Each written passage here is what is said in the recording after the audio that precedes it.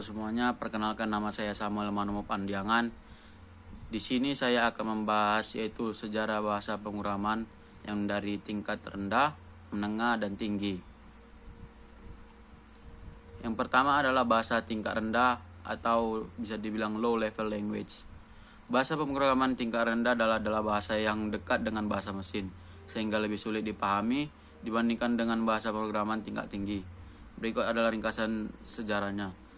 Yang pertama, awal mula komputer pada tahun 1940-an. Kode mesin dan bahasa assembly. Pada awal pengembangan komputer, program ditulis langsung dalam kode mesin yaitu 0 dan 1. Kode ini sangat sulit dikelola, sehingga muncul bahasa assembly yang menggunakan simbol dan mnemonik untuk menggantikan instruksi mesin.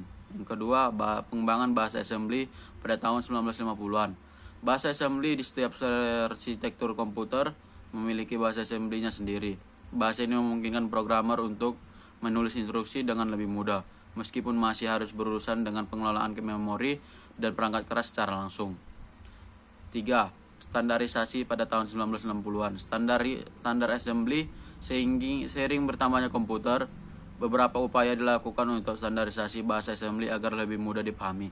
Namun, masing-masing sistem masih memiliki perbedaan yang signifikan. Dan keempat adalah era mikroproses. Yang kedua adalah bahasa tingkat menengah atau middle level language.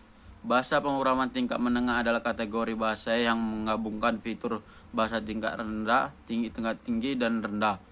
Dalam sejarahnya, beberapa bahasa yang penting yang dapat dikategorikan sebagai tingkat menengah termasuk C dan C++. Berikut adalah ringkasan pengembangan bahasa pemrograman ini. Pada tahun 1950-an awal mula. Pada tahun 1950-an bahasa pemrograman tingkat tinggi mulai muncul.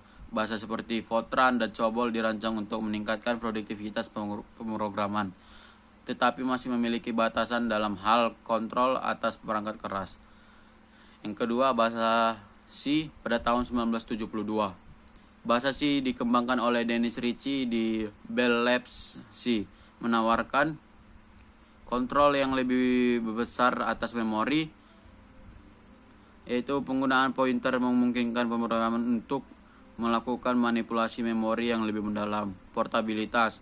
C dirancang untuk dapat berjalan di berbagai jenis perangkat keras.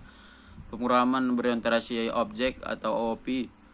C++ memperkenalkan konsep seperti kelas objek dan pembuatnya populer untuk pengembangan sistem operasi dan perangkat lunak di tingkat rendah.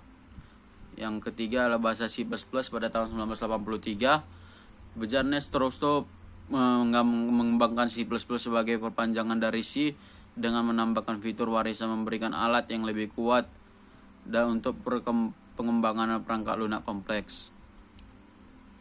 Yang keempat adalah pengaruh dan penerapan. Bahasa ini menjadi dasar bagi bahasa modern dan berpengaruh dalam pengembangan perangkat lunak. Sistem operasi. Banyak sistem operasi seperti Unix ditulis dalam C. Perangkat lunak komersial. C++ menjadi pilihan utama untuk pengembangan aplikasi komersial dan game karena efisiensinya dan kemampuannya untuk menangani objek kompleks. Yang kelima adalah pengembangan modern. Bahasa pemrograman tingkat menengah terus beradaptasi dengan kebutuhan industri. Misalnya, munculnya bahasa seperti Rust yang menggabungkan keamanan memori dengan kinerja tinggi, menunjukkan evolusi dari prinsip-prinsip yang dimulai dengan C dan C++. 6. Tren terkini saat ini dengan berkembangnya teknologi seperti komputasi awan dan pemrograman paralel, bahasa tingkat menengah terus berperan penting dalam pengembangan bahasa dengan pengembangan perangkat lunak yang efisien dan berkinerja tinggi. Dan yang terakhir itu bahasa tingkat tinggi atau high level language. Bahasa pemrograman tingkat tinggi merupakan jenis bahasa yang dirancang untuk memudahkan pemrogram dengan sintaks yang lebih mendekati bahasa manusia dibandingkan dengan bahasa mesin. Berikut adalah gambaran singkat mengenai sejarah perkembangan bahasa pemrograman tingkat tinggi. Yaitu yang pertama adalah awal mula pada tahun 1950-an, Fortran 1957, dikembangkan oleh IBM untuk kebutuhan ilmiah dan teknik. Fortran atau yang dibilang formula translation menjadi bahasa pertama yang banyak digunakan untuk pemrogram numerik dan analisis data.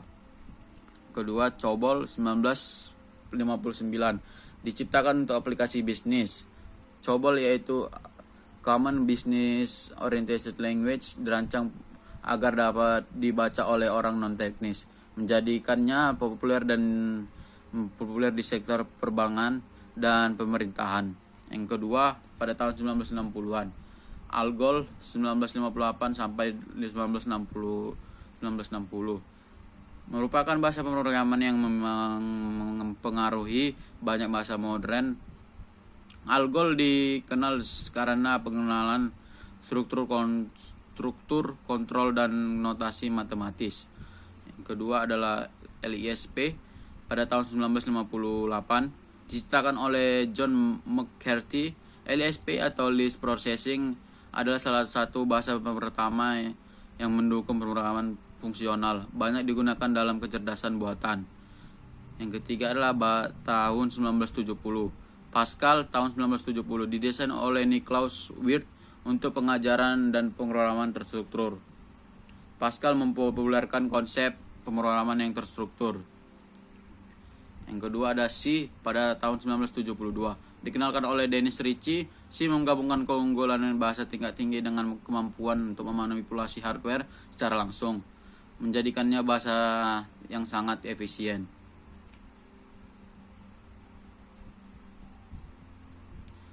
Yang keempat, pada tahun 1980-an, C++ pada tahun 1983 diciptakan oleh Bjarne Stroustrup. C++ menambahkan konsep pemrograman berorientasi objek pada C, meningkatkan kemampuan dalam mengelola perangkat lunak yang kompleks. Yang kedua adalah ADA tahun 1983 juga diciptakan untuk kebutuhan militer. ADA mengutamakan keamanan dan keandalan dalam pemrograman sistem besar. Yang kelima, pada tahun 1990-an dan tahun 2000-an, Python pada tahun 1991 dikenal karena sintaksis yang bersih dan sederhana. Python dirancang untuk kemudahan penggunaan dan produktivitas, banyak digunakan dalam berbagai bidang. Yang kedua ada Java pada tahun 1995, dikembangkan oleh Sun Microsystems. Java menjadi sangat populer berkat konsep write once, run anywhere, yang memungkinkan aplikasi dijalankan di berbagai platform. Yang ketiga adalah JavaScript pada tahun 1995, diciptakan untuk pengembangan web. JavaScript memungkinkan interaksi dinamis di halaman web, menjadi salah satu bahasa terpenting di era internet. Dan yang terakhir adalah tendensi modern. Bahasa fungsional seperti Haskell dan Scala semakin banyak digunakan untuk memanfaatkan sistem pemrograman fungsional. Bahasa multi paradigma seperti bahasa seperti Kotlin dan Swift mengintegrasikan berbagai paradigma pemrograman, termasuk pemrograman berorientasi objek dan fungsional. Sekian dan terima kasih.